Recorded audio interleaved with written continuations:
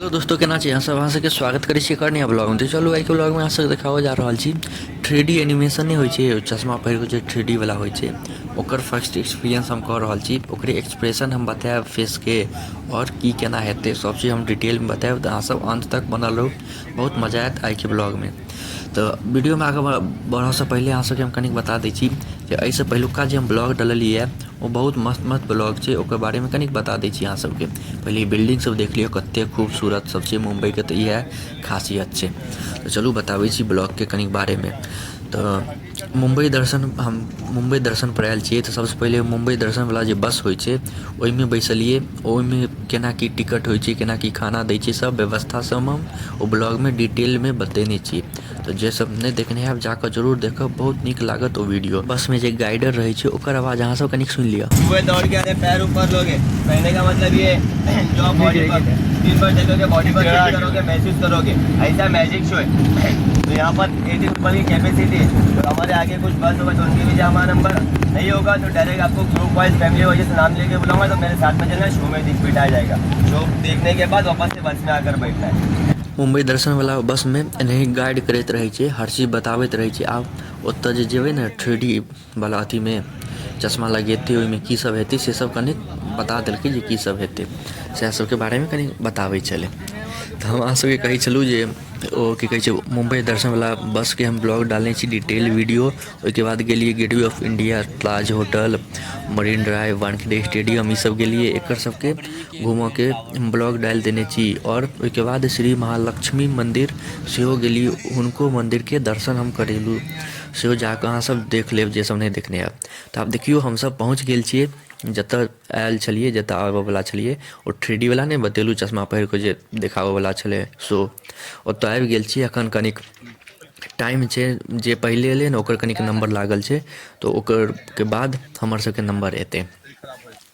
आब जाकऽ अन्दर देखबै जे केहन की छै, केहन की सिस्टम छै, केहन नीक लगै छै या खराब लगै छै।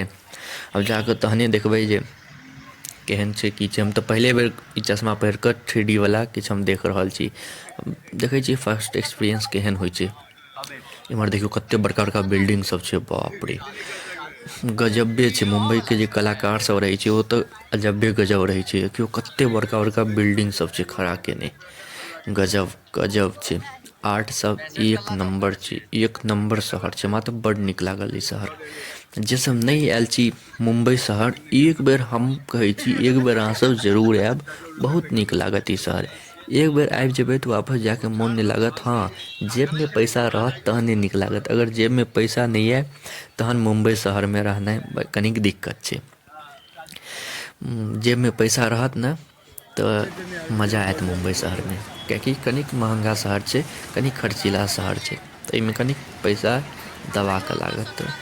जेबी में पैसा रहत तऽ बड़ नीक लागत, ओना कनिक बिना पैसावलाके लेल कनिक मुश्किल शहर छै। हमरा तऽ बड़ नीक लागल शहर। अहूँसब जे सब नहीं आयल छी एक बेर आबि कऽ जरूर मुंबई दर्शन पर जरूर आयब। आब देखियौ सबगोटा लाइन बना लेलिए, आब जा रहल छियै 3D शो में। आब देखबै पहिल अनुभव केहन रहै छै, केहन की रहै छै। चलो अहाँ सबके देखाबै छी, जहाँ तक देखा पायब ओतऽ तक देखाबै छी। वीडियो तऽ बनाबऽ देतै नहीं, लेकिन जहाँ तक बनाबऽ दैए ओतऽ तक हम देखाबै छी।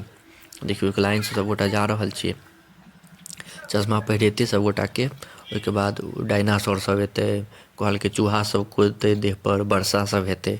देखै छियै केहन की होइ छै, अन्दर जेबै तहने पता चलतै केहन की छै। तऽ अहाँसब एनाही सब्सक्राइब कऽ कऽ राखू, हम एहने ब्लॉग सब डालैत रहै छी। आओर रोज हम पर डे डेली ब्लॉग डालै छी, 10:01 पर हमर ब्लॉग अपलोड भऽ जाइए।